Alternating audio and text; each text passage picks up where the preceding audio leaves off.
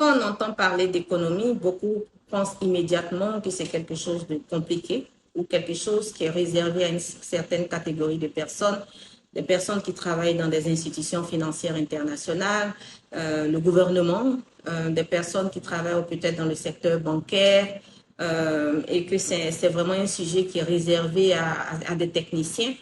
Alors que l'économie, c'est la vie de tous les jours. C'est le prix du riz, c'est le coût du transport, c'est les opportunités d'emploi, c'est le salaire, c'est exactement ce qui se passe dans notre vie de tous les jours.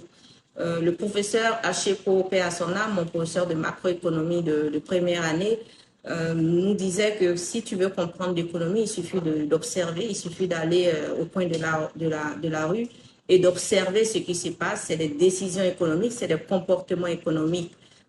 Étant donné que c'est notre vie quotidienne, c'est toute décision économique nous impacte.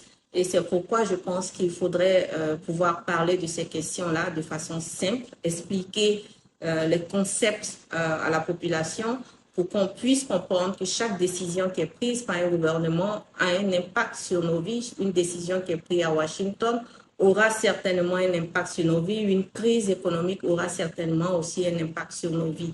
C'est pourquoi j'ai vraiment accueilli favorablement l'initiative de Madina de pouvoir parler d'économie, de parler de concepts de façon très simple, d'expliquer ce qui voudrait dire par exemple le PIB, quand on parle de la dette, de l'analyse de la viabilité de la dette, comment est-ce qu'on pourrait l'expliquer en des termes très simples pour que tout le monde puisse comprendre et pour qu'on puisse démocratiser les questions économiques.